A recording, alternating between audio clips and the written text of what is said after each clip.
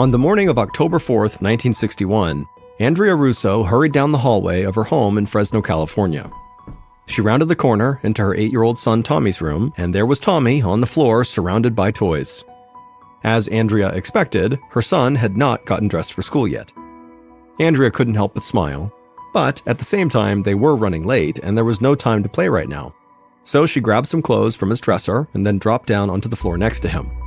She slipped his favorite red and white striped t-shirt over his head and then unfolded a new pair of blue jeans for him to step into.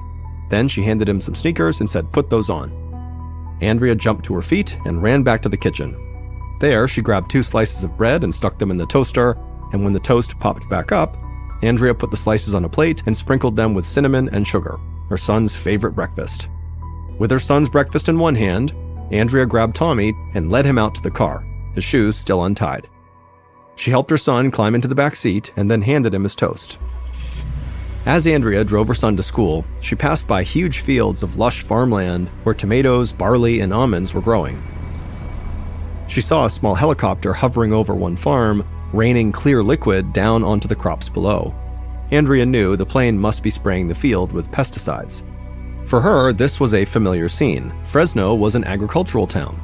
But when Andrea turned around and looked into the back seat to check on Tommy, she saw him staring at the helicopter with wide eyes, shoving the last bites of cinnamon sugar toast into his mouth. He'd seen large industrial spraying machines before, but this helicopter was new and interesting. Andrea continued down the road away from the farm. She pulled up outside Tommy's elementary school just as the bell was ringing. She helped him out of the back seat, gave him a hug, and told him to have a good day. She watched him run inside, nearly tripping over his shoelaces.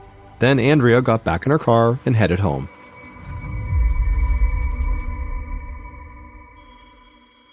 A few hours later, Andrea was in the laundry room folding Tommy's clothes when the telephone rang. She ran to the living room and picked up the call, and it was Tommy's teacher. The teacher sounded very concerned. She said that something seemed very off about Tommy. Normally, he was always smiling and paying attention in class, but today he'd been acting totally lethargic all morning. Instead of being involved in the lessons, he just kind of stared into space with his eyes glazed over. And when it was time for recess, he didn't even want to go outside. Andrea was surprised. Her son had seemed perfectly fine that morning, and he would never skip recess, even if he had a cold or a stomachache. So she knew he must be feeling really sick. She told the teacher she'd be there to pick him up soon. Andrea hung up the phone, grabbed her keys, and drove straight to the elementary school. As soon as she pulled up to the curb, she saw Tommy trudge out the front door. He dragged his feet with each step. He hadn't even bothered to put his backpack onto his shoulders. He just pulled it on the ground right behind him. When Tommy made it to the car, he crawled into the back seat and closed his eyes without saying a word. Andrea asked if he was okay, but all Tommy did was shake his head, no. Andrea had never seen her son like this before. Andrea worried that Tommy was more than just tired, so she called Tommy's pediatrician as soon as she got home. Luckily, the doctor could see them right away. At the pediatrician's office, a receptionist led them into an examination room and said the pediatrician would be there soon. Andrea helped her son up onto an exam table covered with a thin sheet of paper. She held his shoulders and looked into his eyes. They were glassy and unfocused. As soon as she let go of his shoulders, he laid down sideways on the exam table and shut his eyes. Andrea didn't know if she should wake him up or let him rest, but before she could decide, the doctor knocked softly on the door and then came into the room. The doctor was an older man with dark hair, the same pediatrician Tommy had had since he was a baby. Andrea was relieved to see a familiar face. She told the doctor about her son's sudden exhaustion that day and how his teachers were very concerned about him. Then she gently shook Tommy's shoulder and gradually he sat up. The pediatrician gave Tommy a quick examination. He checked the 8-year-old's pulse, his blood pressure, and temperature. He looked down the boy's throat and shined a light in his eyes. Then he turned to Andrea and said that all of Tommy's vital signs seemed normal. He didn't think there was anything to worry about. Tommy was probably just tired, so she should take him home and let him rest. Andrea hesitated. Tommy had never acted like this when he was just tired, so she had a nagging suspicion that something else might be going on here. But at the same time, she wanted to believe this doctor, so she ultimately just followed his advice. Andrea brought Tommy back out to the car and drove home. About 20 minutes later, she pulled into their driveway and walked around the car to help her son out of the back seat. However, when she opened the back door of the car, Tommy didn't even open his eyes. Andrea asked Tommy if he was okay, but he seemed confused, like he could barely form a thought. He was even more out of it than he had been earlier. Very concerned, Andrea got into the front seat and sped right back to the doctor's office. She parked her car, grabbed Tommy out of the back seat, and carried him inside. It had been less than an hour since they'd left, and the receptionist looked confused to see them again. But Andrea told her that they needed to see the doctor again right now. This was an emergency. The receptionist nodded and ran to get the doctor. But then suddenly, Tommy blurted out that he had to use the bathroom, and he got up and ran to the restroom so quickly that Andrea couldn't keep up. Tommy flung open the door and slammed it shut. From outside in the hall, Andrea could hear her son retching. Tommy vomited, and then he had diarrhea. When he came out of the bathroom, he looked absolutely miserable. By this point, the doctor had come out into the waiting area. He and Andrea helped Tommy walk to the exam room, and as soon as they got inside, Tommy collapsed onto the table, barely conscious. The doctor's eyes went wide. He raced over to Tommy and checked his vitals again. Then he turned to Andrea and told her Tommy's heart rate was extremely high. She asked him what was wrong, and he just shook his head. He had never seen anything like this before. But the doctor did say he knew someone who might be able to help. His name was Dr. John Conrad, and he was the leading pediatrician in the Fresno area, and he specialized in pediatric allergies. If anyone could identify what was causing Tommy's rapid decline, it was him. The doctor rushed out of the room to call Dr. Conrad, leaving Andrea alone with Tommy. Andrea felt so helpless. Her son was becoming desperately ill, and she couldn't do anything except watch as his eyelids fluttered and he struggled to breathe. Across town, Dr. John Conrad held the phone against his ear and jotted down the symptoms Tommy's pediatrician described. Dr. Conrad was an older man with white hair and clear-rimmed glasses. He'd spent many years practicing pediatric medicine and felt like he'd seen it all already. And as he eyed the list of symptoms he had just jotted down, he actually immediately came up with a theory about Tommy's illness. He suspected that the 8-year-old might have type 1 diabetes and could be on the verge of falling into a diabetic coma. Type 1 diabetes usually shows up during adolescence, but it can strike younger children too, and the symptoms can arise very suddenly. People with diabetes can't properly digest sugar, and so something as simple as eating a sugary breakfast or going too long without a snack can send them spiraling toward a diabetic coma. Dr. Conrad told the pediatrician to send Andrea and Tommy to the Valley Children's Hospital in Fresno, and he would meet them there. Dr. Conrad then immediately called that hospital and asked the staff to be ready to test Tommy for diabetes as soon as he and his mother arrived. Then Dr. Conrad ran out to his car and made his way to the hospital. Valley Children's Hospital was a single-story brick building that was lined with trees. When Dr. Conrad walked inside, a nurse with a long ponytail and blue scrubs approached him. The nurse told him that Andrea and Tommy were already there, and the diabetes test that Dr. Conrad had requested had come back. The results were negative, meaning whatever was happening to Tommy was not type 1 diabetes. And that wasn't all. As they walked towards Tommy's room, the nurse said they'd run other blood tests in addition to checking for diabetes. Now, most had come back normal, but Tommy's white blood cell count was extremely high, which meant his body was clearly fighting off something. Dr. Conrad thought about this. Most likely, Tommy was fighting off an infection, maybe in his intestinal tract, that would explain the vomiting and diarrhea. Dr. Conrad felt like he might be onto something, but he would need to examine Tommy himself to figure out more. Tommy was curled up in the hospital bed when Dr. Conrad came in. His mother hovered over him, looking totally exhausted and terrified. When she saw Dr. Conrad come in, she ran over, clasped his hand, and said how happy she was to see him.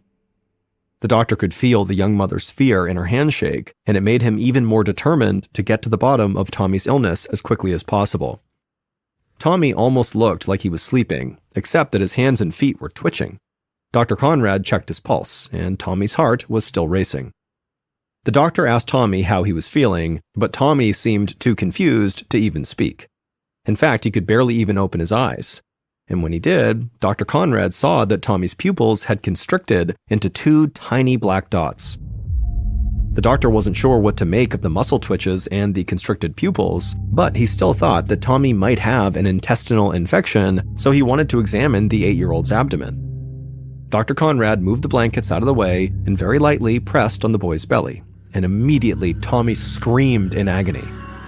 The doctor pulled his hand away reflexively. The severity of Tommy's reaction really surprised him, but it also made an intestinal infection seem much more likely. Dr. Conrad wondered if maybe Tommy had consumed a relatively common bacteria called Shigella that often spreads in places like elementary schools.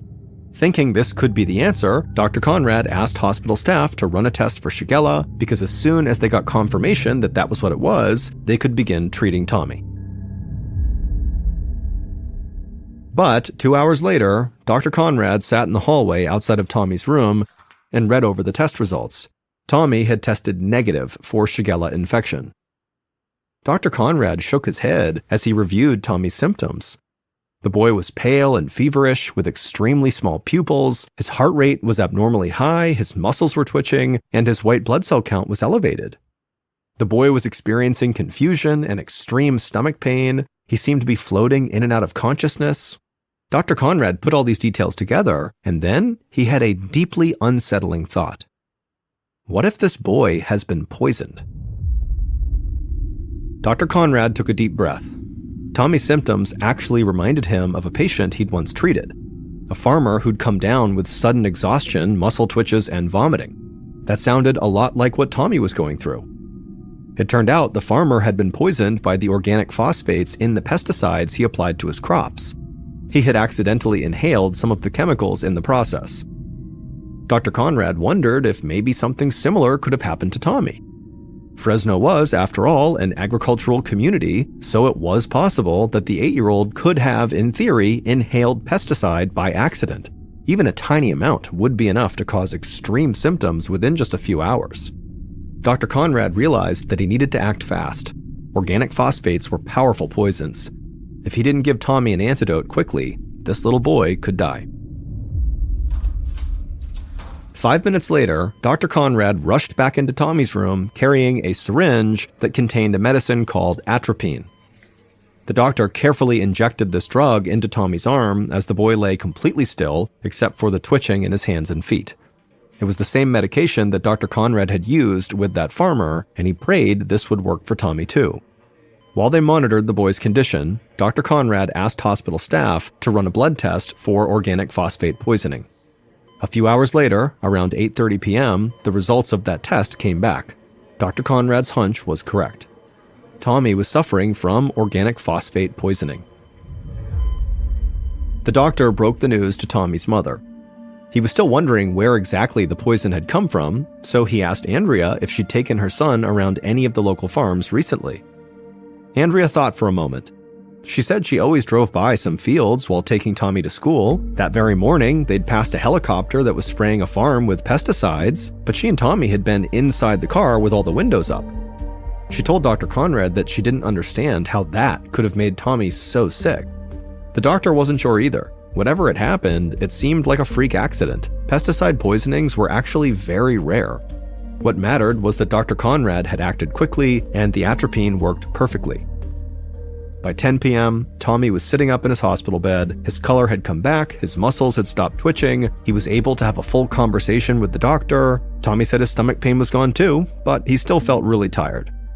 Dr. Conrad told Andrea it would take a few days in the hospital for Tommy to make a full recovery, but her son would be okay. Then he asked her to schedule a follow-up appointment with him 1 week after Tommy was discharged, and then Dr. Conrad said goodnight and headed for home, satisfied that he'd solved the mystery. 6 days later, there was no trace of poison left in Tommy's system, and so he was finally healthy enough to go home from the hospital. Andrea packed up their belongings and led Tommy to the parking lot. He skipped along beside her, and instead of talking about his illness or his time in the hospital, he just chatted about his Tonka trucks. When they got in the car, Tommy jumped into the back seat without her help. He was so excited to go home. But despite how energetic her son seemed, Andrea still felt nervous. She was happy that Tommy was coming home, but she wouldn't feel at ease until the checkup with Dr. Conrad the following week. For the next 6 days, Andrea did not take any chances. She kept her son at home and resting in bed. She wouldn't let him go to school, play outside, or even leave the house. It actually wasn't until the day of his doctor's appointment the week after that Tommy finally swapped out his PJs for real clothes and finally walked outside. Andrea helped him into the back seat and drove to Dr. Conrad's office. The white-haired doctor greeted Tommy with a smile. He gave the boy a thorough examination and assured Andrea that her son was doing just fine. When Tommy heard that, he hopped up and tugged on Andrea's arm. She looked down at her son, who had a huge smile spread across his face, and he said he couldn't wait to go back to school and see his friends again. Relieved, Andrea thanked Dr. Conrad and headed back out to the parking lot. Tommy sprinted ahead of her, anxious to get back home. As Andrea drove through Fresno on the way home, she felt like she could finally breathe. Her son had never been that sick before. Seeing him suffer like that had been terrifying, and she hadn't been able to relax until just now, when Dr. Conrad promised that really everything was all right. And so now they could finally get back to their normal lives. Andrea turned into her neighborhood, looking forward to a weekend at home before Tommy went back to school. But then her son called out to her from the back seat. He said his stomach was starting to hurt again. When Andrea turned to look at him, she saw him breathing rapidly, and there were beads of sweat dripping down his forehead. All of Andrea's dread came rushing back. She immediately turned around and sped back to Dr. Conrad's office. As she drove, Andrea repeatedly checked on Tommy in the rearview mirror, watching his condition get worse and worse by the second. When they were about 10 minutes away, all the color suddenly drained out of Tommy's face. Then his whole body kind of went slack and he slumped over and collapsed onto his side. Andrea slammed on the gas pedal. She could not get to Dr. Conrad's office fast enough. By the time she finally skidded into the parking lot, she was in a complete panic. She didn't even bother to bring her son inside with her. She just got out of the car and sprinted into the doctor's office alone. A few moments later, Andrea rushed back outside with the doctor, and they went to her car and they found Tommy still laying in the back seat, completely still and silent. To Andrea's surprise, Dr. Conrad actually flung open the passenger side door and got inside. And then he told Andrea to get in and drive us to the Valley Children's Hospital. They had no time to waste.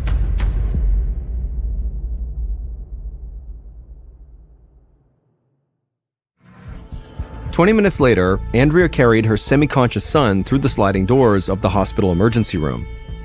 Tommy's head lolled on her shoulder. Dr. Conrad ran beside her and yelled for the nurses to hook the 8-year-old up to an IV. A hospital staff member grabbed Tommy from Andrea's arms and placed him on a gurney. As nurses swarmed around them, Andrea felt her throat tighten with fear. The nurses pushed Tommy's gurney down the hallway, and Andrea chased after them, following them into a hospital room.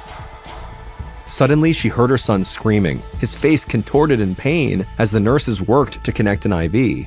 Andrea watched, helpless, while her son began to gag. He tried to lift his head, but he couldn't sit up, and so he vomited just onto the bed.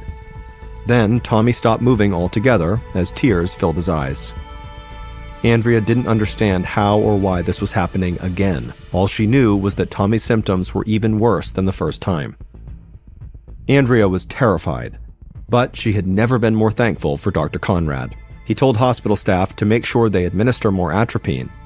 Andrea stood next to her son's bed and just prayed the atropine would work the way it did the first time. Sure enough, a few hours later, Tommy was awake and his stomach pain had subsided. He asked for a glass of water, and when a nurse brought it in, he was able to reach out and grab it. Tommy wasn't confused anymore, he could move his limbs, so clearly the atropine had saved his life again. Andrea was obviously extremely relieved that her son had pulled through, but as she sat beside his hospital bed, she couldn't help but feel sick to her stomach. Clearly, something was poisoning her son, but if she didn't know what it was, how could she protect him? How could she make sure this did not happen a third time or more? Andrea noticed Dr. Conrad packing up his black bag to leave. Before he left, she pulled him aside and asked him for his help. She needed to know where this chemical poisoning was coming from. If it really was from a local farm like Dr. Conrad thought, then Andrea wanted to know exactly which one. That way, they could tell the farmer to please contain the poison and put a stop to this nightmare. When Dr. Conrad got home that evening, he sat down on his couch and made a list of every farm in the area. He picked up the phone off the side table and started calling them one by one. He asked if they'd recently sprayed any organic phosphate pesticides on their crops. They all told Dr. Conrad the same thing: no. There was not a single farmer in Fresno who had sprayed organic phosphates in the last few weeks. Dr. Conrad crossed the last farm off his list and hung up the phone. He was baffled. If the poison wasn't from a farm, where else could Tommy have come in contact with it? The doctor spent the entire evening pacing in his living room, racking his brain for another answer. He eventually went to bed, hoping he'd be able to come up with a plausible theory in the morning. But he woke up just as confused. As he crawled out of bed and started a pot of coffee, he had to admit that he needed help. Dr. Conrad sat back down on the couch and placed his coffee mug on the side table right next to the telephone. Then he picked up that telephone and he called the Fresno County Public Health Department and told them the whole story. There was a little boy suffering from repeated pesticide poisonings for no clear answer as to how he was being exposed to the deadly chemicals. The health department official asked some follow-up questions, like what Tommy had been doing before he became ill, and Dr. Conrad didn't really have all the answers, but he explained that the previous afternoon he had examined Tommy and given him a clean bill of health. Then, before the boy even made it back to his home, he became gravely ill again. His symptoms had appeared in less than an hour, and all Tommy had done was ride in the back seat of his mother's car. But that little detail of the boy riding in his mother's car caught the health department representative's attention. They assured Dr. Conrad they would get to the bottom of this, beginning with a thorough inspection of Andrea's vehicle. Later that morning, a man and a woman from the Fresno County Public Health Department knocked on Andrea's front door. Andrea shook their hands and welcomed them inside, but before she could say how happy she was to see them, they started asking questions. Did she keep any kind of chemical poisons in the house? Had she ever used ant or roach poison inside? Did she have a garden, and if so, did she treat her plants with pesticides? Andrea just shook her head. She didn't know of anything in her home or her car that could possibly be poisoning her son. She led the health department employees into her garage where her car was parked, and she watched them search every inch of her vehicle. After a few minutes, they came up empty-handed. Then they combed through the rest of her garage, but again, they didn't find anything. That only left one other option: the inside of Andrea's house. So Andrea opened the door for the investigators and told them to go ahead. As they searched, Andrea sat on the living room couch and called the hospital to check in on Tommy, who had been admitted to that hospital. The nurse would tell her that her son was stable and improving steadily. Andrea felt very relieved and placed the phone back on the hook. For the next hour, Andrea listened as the man and woman from the health department combed her entire house looking for the poison. But when they came into the living room where Andrea was, she asked them, "What have you found?" And they would tell her, nothing. There wasn't anything in her home, in her car, her garage, her garden, anywhere that could explain her son's poisoning. Andrea was totally crushed. But the two health department employees said they did have one more idea. They asked Andrea what her son had been wearing when he got sick. Andrea thought about it for a moment. The first time Tommy got sick, he had been wearing his favorite red and white striped t-shirt and a new pair of blue jeans and sneakers. The second time, he'd been wearing a different shirt, different shoes, but the same pair of blue jeans. They were actually in the laundry room in a pile of dirty clothes. She'd brought them home from the hospital, but she hadn't had a chance to wash them yet. When she said that, the investigators' eyes lit up. They told Andrea they needed those jeans right now. Those pants just might hold the answers to her son's illness.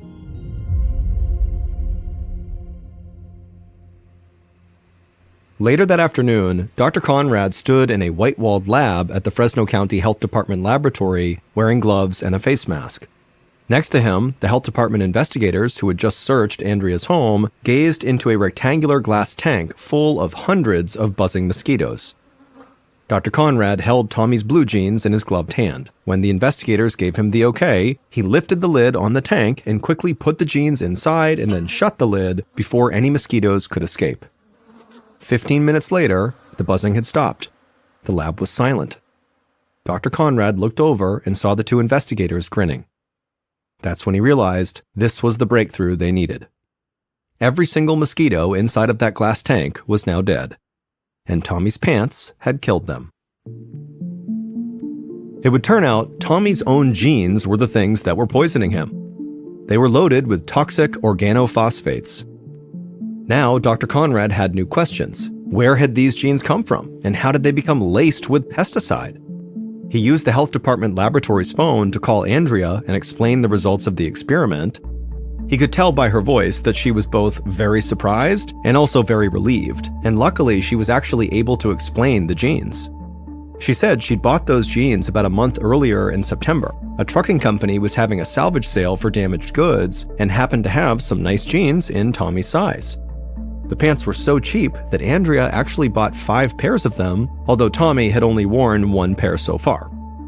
Dr. Conrad told Andrea that it was highly likely that all of the jeans she had purchased were poisoned, so Tommy should obviously never wear them again.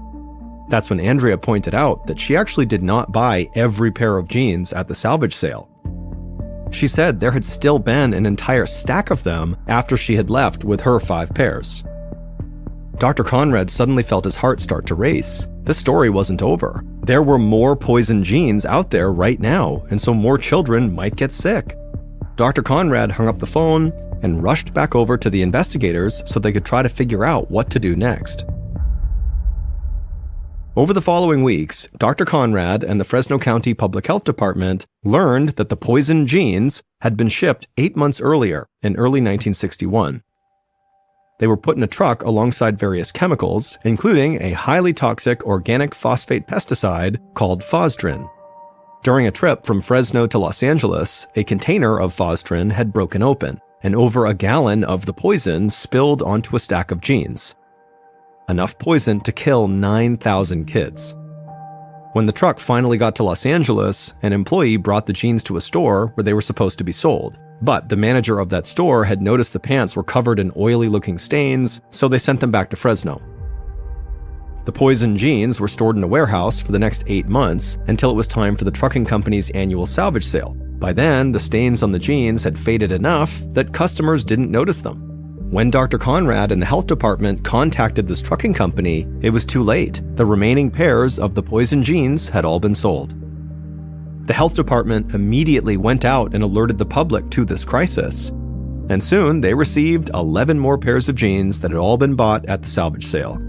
So that made 16 pairs, including the jeans Andrea had bought. In total, 1 other boy was hospitalized from these poisonous jeans, and 4 other children also fell ill.